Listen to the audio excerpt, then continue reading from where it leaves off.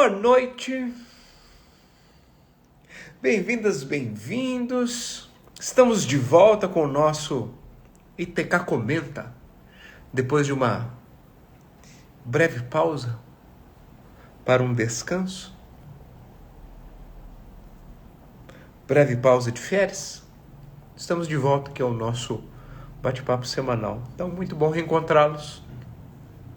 A maioria eu já reencontrei, tanto ontem na Soul Sync, ao meio-dia, quanto na meditação das 20. Então, muitos eu já reencontrei. Aqueles que estamos reencontrando hoje, bem-vindos de volta. Vamos ver cadê o nosso povo aqui.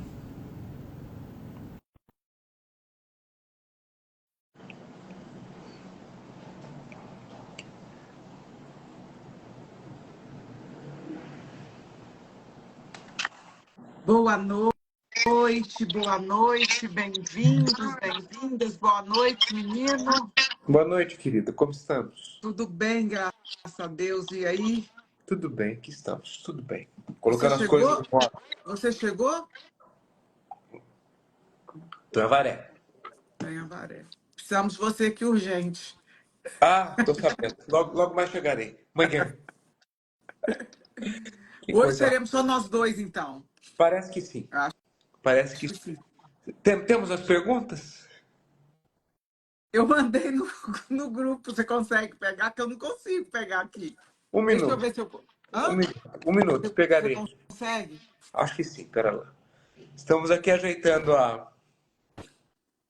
as questões técnicas. Ah, o Rafael chegou, Bruno. Rafa tá aqui. Achei que ele não ia entrar. Achei que ele não tá bem. Agora então chegou. Temos as questões, então, com o nosso leitor oficial de questões. Muito paciencioso. Boa noite. Boa noite, boa noite, boa noite. Vamos lá.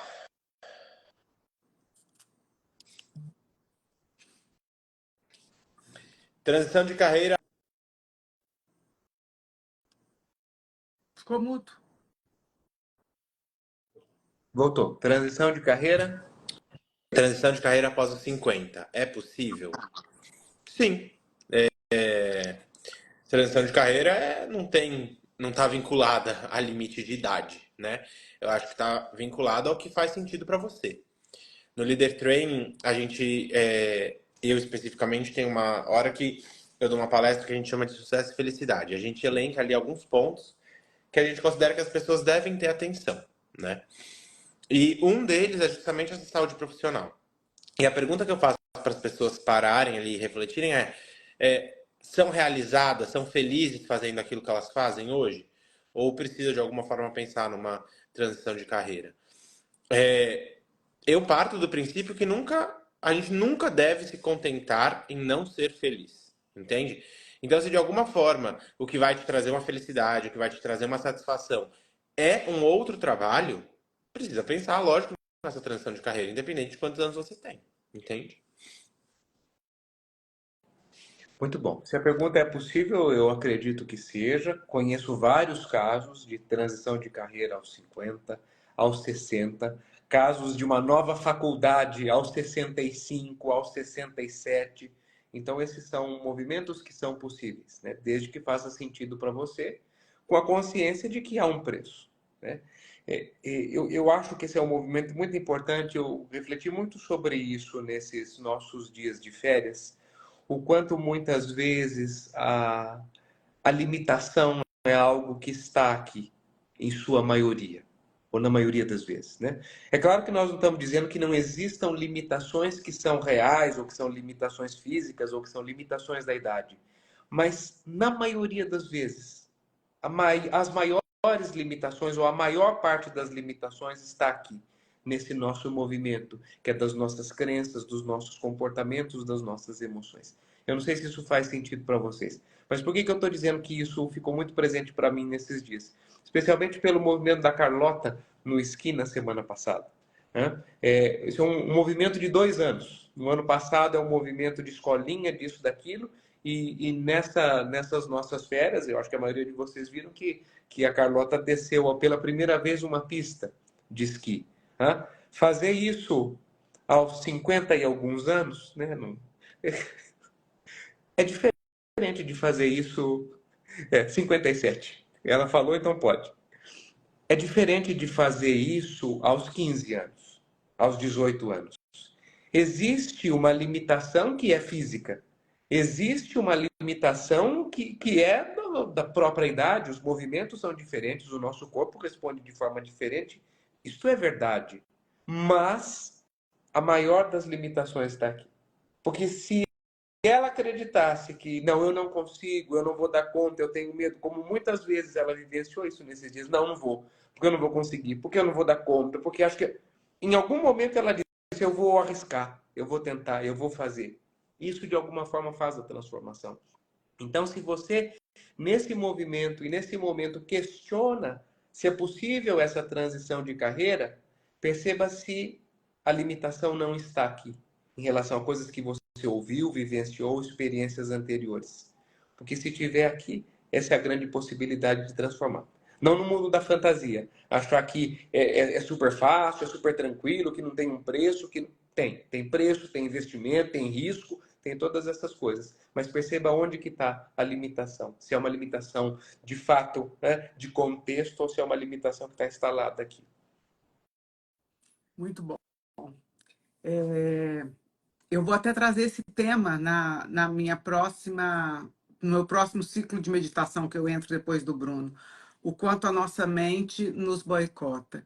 E além de tudo isso que os meninos falaram, sobre a limitação, se ela que está muito mais na nossa mente, o propósito. Você pode o que você quiser. Eu gravei um vídeo sobre isso de lá da Áustria. Então, você pode o que você quer, você pode, desde que você treine, você se prepare, você se organize. Mas para você ter força, para você treinar, se preparar e se organizar, tem que ter um para quê. Tem que ter um propósito, entende? Não adianta simplesmente amanhã eu acordar com 60 anos e falar, não quero mais ser terapeuta. Agora eu acho que o mais bonito é ser dentista, vou ser dentista. Tem que ter algo forte que te mova a este movimento, que sustente esse movimento, porque tem um preço, né? À medida que os anos vão passando, uma coisa é um menino de 25, um menino de 30 anos tomar um tombo numa pista de esqui, levantar e seguir. Outra coisa somos nós, até para colar os nossos ossos, hoje é diferente o tempo que gasta do que uma pessoa mais jovem. Então, a gente não pode desconsiderar algumas questões. Né? Então, as limitações, sim, elas existem, mas elas não estão ali para nos tirar daquilo que verdadeiramente a gente quer, daquilo que verdadeiramente é importante para nós. Então, precisa ser realista.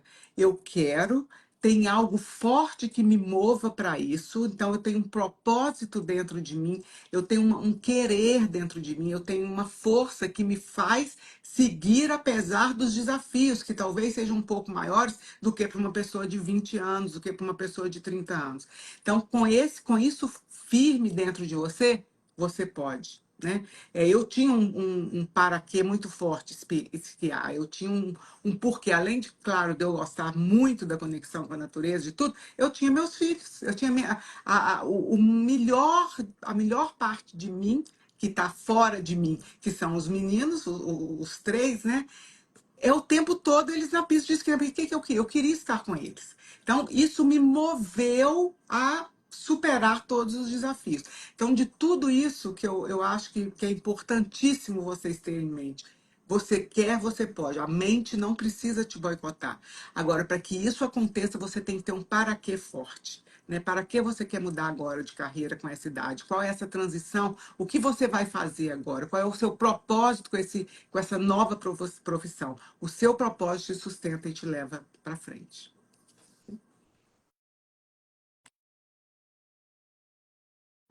Muito bom. Essa aqui é específica para minha mãe, né? Seu último post fala sobre pai. E quando é inexistente, como ressignificar essa ausência? Vocês querem comentar antes? Acho que você pode comentar, porque o único ponto que eu falaria muito sutilmente é que não tem a possibilidade de você não ter pai, né? A inexistência de um pai não tem como, porque você não nasceu do nada. Então, mas a Carla pode falar pela visão das constelações. Exato. Seria inédito aqui para nós, seria o primeiro caso de um pai inexistente entre as pessoas que estão aqui. Isso não é possível. Tá? O seu pai existe, ele é existente, é um ser que existe. Se é brasileiro, inclusive tem CPF. Existe. E está catalogado nesse contexto. Agora, há uma sensação interna de inexistência, de ausência, como você diz na própria pergunta, de falta, daquilo que não compareceu ou de que não participou da maneira como você gostaria. Mas isso é muito importante que você compreenda. Não é que não existe. Você tem aí uma sensação, né, de abandono, de falta, e veja, é real. Muito provavelmente você tem motivos para isso. Né? O nosso grande objetivo, quando às vezes as pessoas não entendem isso, quando a gente diz, não pode dizer que um pai é inexistente porque existe. Ao dizer isso, o nosso objetivo não é invalidar uma dor.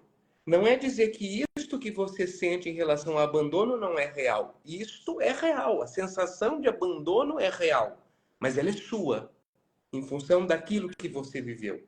E se você quer lidar de uma forma diferente com isso, como nós falamos na pergunta anterior, em relação a qualquer movimento, se você quer fazer algo diferente em relação a isso, é responsabilidade sua assumir essa postura e esse movimento. É o nosso tema da meditação dessa semana. As pessoas que estão nos acompanhando escutaram sobre isso. É autorresponsabilidade. Uma coisa é dizer assim, a minha vida é assim porque os meus pais me abandonaram. Isso é uma postura. Outra coisa é dizer, os meus pais me abandonaram, foi muito difícil para mim, isso tem reflexos profundos na minha vida hoje, mas como eu sigo daqui para frente, a escolha é minha. Como eu quero me relacionar com isso daqui para frente, sou eu que escolho, não mais os meus pais. Essa é a minha autorresponsabilidade de adulto hoje. Então, esse seria um preâmbulo antes da fala da Carlota, talvez. Não, a minha fala seria exatamente essa, é perfeito, não tem como o pai não existir, né? Porque a gente não nasceu da criptonita, eu sempre falo isso nos workshops, nós não nascemos da criptonita nem do pozinho mágico da Sininho. Então, você tem a sensação de não ter tido um pai, porque em algum momento você se você criou uma ilusão de um pai presente, um pai que te levasse na escola, um pai que estivesse na sua casa, que fosse o provedor, que você talvez não tivesse que fazer tanto esforço para sobreviver, que você não tivesse que lutar por tanta coisa, porque aquela figura masculina estaria ali fazendo, cuidando de todas essas coisas por você. Mas isso não significa que ele não exista, né? Ele existe, ele existiu da forma como foi possível para ele. E o que o Bruno falou, o que o Rafael falou, é muito importante, assim, não é invalidar a sua dor. Nós reconhecemos essas dores. Às vezes isso fica muito tumultuado quando a gente tem essas falas. Aqui é um espaço muito curto, muito pequeno para a gente ter esse tipo de fala, que geralmente depois eu recebo um monte de gente no privado falando mais isso, mais aquilo, mais aquilo. Nós não estamos invalidando, a dor é real. Mas uma coisa que a gente fala muito no Leader Training, eu falo muito no workshop A Força do Seu Lugar, é a questão, uma coisa é o fato, o que aconteceu. Outra coisa é o significado que a criança dá para aquele fato, o significado que o filho, a filha dão para aquele fato. Né? Então, o fato é, o pai existe de alguma forma. O significado que eu dou é, eu não tenho um pai. Por quê? Porque realmente eu não tive. Quando eu precisei, ele estava indisponível. Quando eu precisei, ele não estava na minha casa. Quando eu precisei, ele estava alcoolizado. Quando eu precisei, ele estava completamente louco, batendo na minha mãe. Então, eu não sinto a presença daquele pai, mas isso não significa que ele não existe. Porque para você existir, o seu pai existe. E aí é a grande virada. Essa é a grande virada. Veja, para você existir, você precisou ter um pai. Não tem como você existir sem um pai, mesmo que o seu pai não tenha sido o pai que você gostaria que ele tivesse. A gente usa muito o termo tomar os pais, né? Tomar a mãe, tomar os pais. Isso é, além de você reconhecer, de você dar o lugar, reconhecer que quem eles são na sua vida, é você ter esses pais com vocês. Porque, veja, uma coisa que é comum. Crianças que perdem os pais muito cedo, morreram, os pais morreram. Então elas falam, eu não tive pai, eu fui criada sem pai, ou eu fui criada sem mãe. Ainda assim você teve. O verdadeiro movimento de tomar os pais não é só você reconhecer que eles existem, é você reconhecer que eles existem em você. Porque quando você toma verdadeiramente os seus pais, você não precisa que eles estejam vivos morando ao seu lado. Você não precisa que eles estejam presentes na sua vida o dia inteiro, o tempo todo com você. Porque você simplesmente os tem no seu coração. E isso é uma guiança. Isso te guia. Só de você saber que existiu um homem, que existiu uma mulher, que antes de você eles se uniram para que você existisse, isso te preenche por dentro e isso te dá guiança. Quando você tem um pouquinho de convivência com esses pais, eu faço um exercício muitas vezes com clientes que têm essa questão de, eu perdi meu pai, eu tinha 1 aninho, eu tinha 2 aninhos, minha mãe morreu no parto. Eu faço, fecha os seus olhos, sente a sua mãe em você. E faça uma pergunta. Então, mãe, agora eu queria tomar uma decisão, se eu largo a faculdade, se eu continuo a faculdade, o que eu faço? A resposta está em você. Por quê? Porque o seu pai e a sua mãe moram em você. Você é uma continuidade deles. Né? É um tema que seria muito complexo para eu abordar, que demoraria muito tempo. Mas sente que o pai inexistente, isso não tem como acontecer. Né? Porque para você existir, precisou de um homem, de uma mulher, que é o seu pai e a sua mãe. Então, fiquem com isso. Se você quiser saber mais sobre isso, vem para o workshop. Dia 12 agora tem A Força do Seu Lugar. Eu trabalho isso muito, muito fortemente, com muita amorosidade no workshop. E seria bacana você participar. Tá bom? Estou sempre me cobrando na busca de não errar. Isso cansa. Como lidar com isso? Se permitindo errar, né? Não tem outro caminho. Eu acho que é óbvio, ninguém gosta de errar. Fala assim, quem quer errar? Ninguém vai levantar a mão. Agora faz parte, né? No Líder Training a gente fala muito isso também, né? Tem aquela máxima que errar é humano. É óbvio que, dependendo da situação, por exemplo, um médico, um erro médico pode custar a vida de uma outra pessoa, né? Então, acho que, de fato, existem situações onde a pressão, ela é uma pressão que faz sentido, vamos colocar assim. Agora, existem outras situações onde talvez essa pressão ela possa ser aliviada, né? Não sei se você é médico, não me parece, mas se você se cobra por coisas desnecessárias, talvez você possa avaliar, né? Se você pode relaxar um pouco mais, se permitir de alguma forma errar. Eu costumo falar muito isso para os meus clientes. Ninguém é o super-homem, ninguém é a Mulher Maravilha. O dia tem 24 horas para todo mundo. As demandas existem, seja no âmbito profissional, no âmbito pessoal. Se você é mãe, os filhos demandam, família demanda, a casa demanda, trabalho demanda.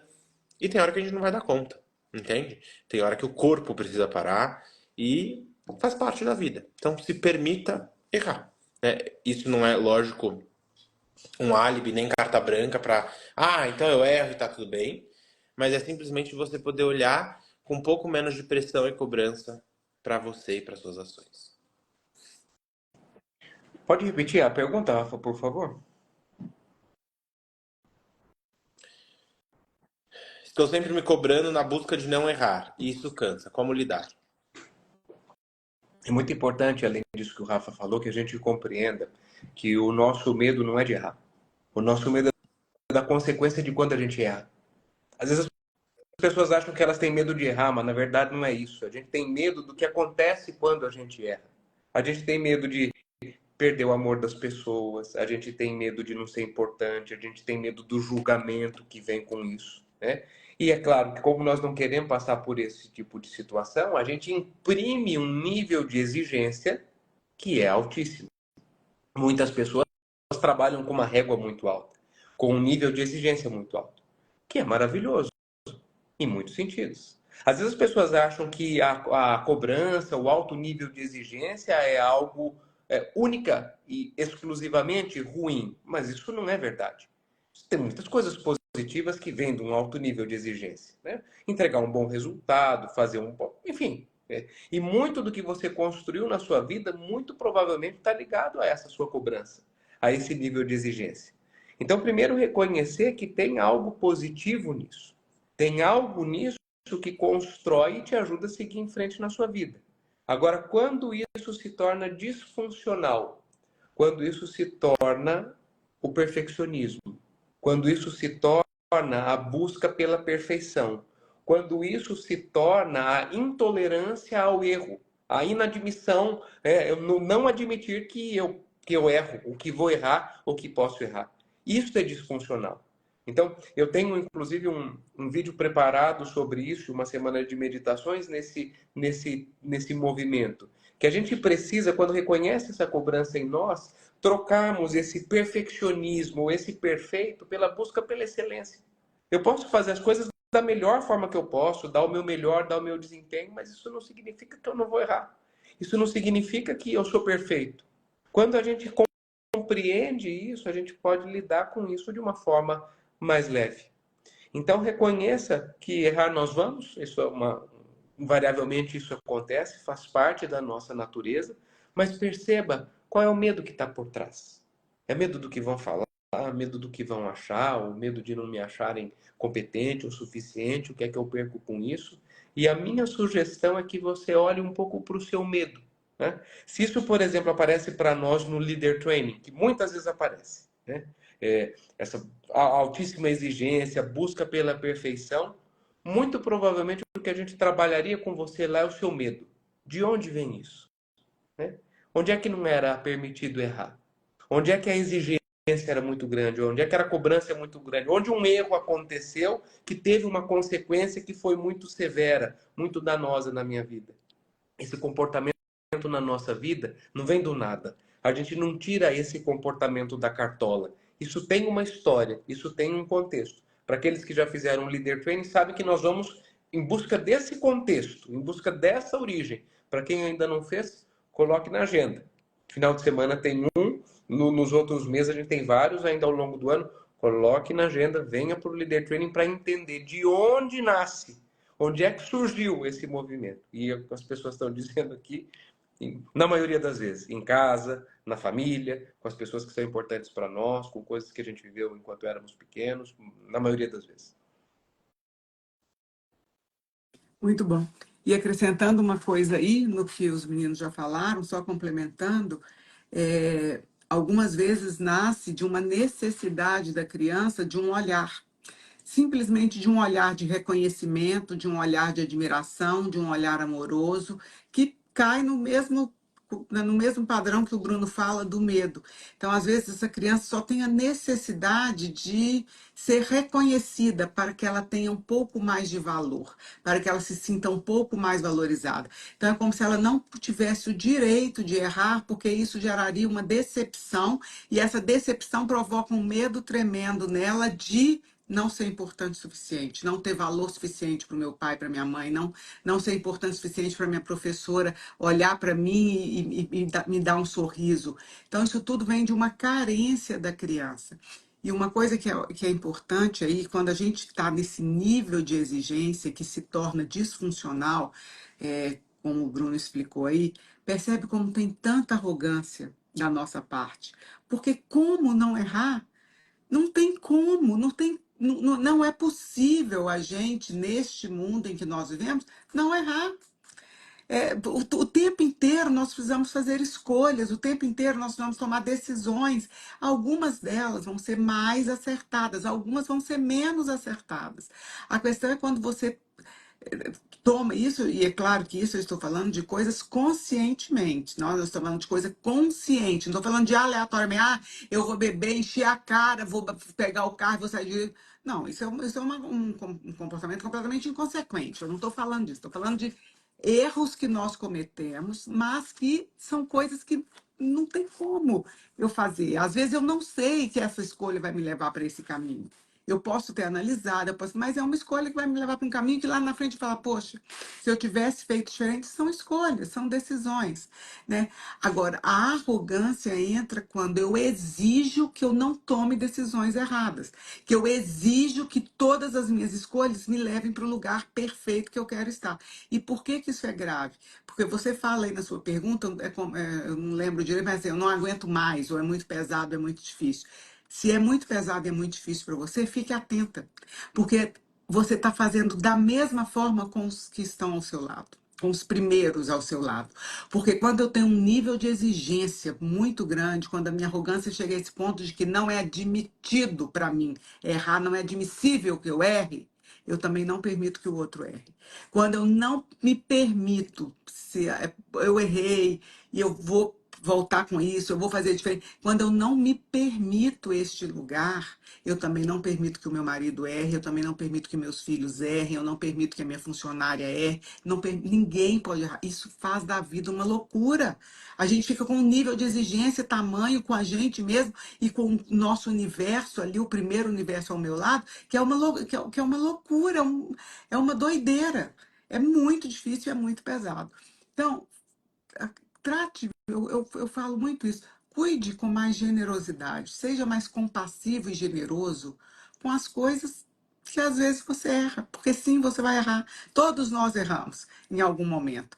Então, e volto a reforçar, não aqueles erros que nós sabemos que nós somos. Conscientemente, eu vou fazer isso e, quer saber se dane para lá quais vão ser as consequências. Não. Estou falando daquelas coisas que você toma uma decisão e aquela não é a melhor decisão naquele momento. Seja compassivo com você, porque só quando você conseguir ser compassivo com você, só quando você conseguir ter um pouquinho de tolerância com seus próprios erros, você vai conseguir ter um pouquinho de tolerância com os erros dos outros. Tá bom? Muito bom. Muito bom encontrá-los. Nos vemos às 20. Até daqui a pouco. Até Tchau, semana que vem. pessoal. Beijo. Tchau.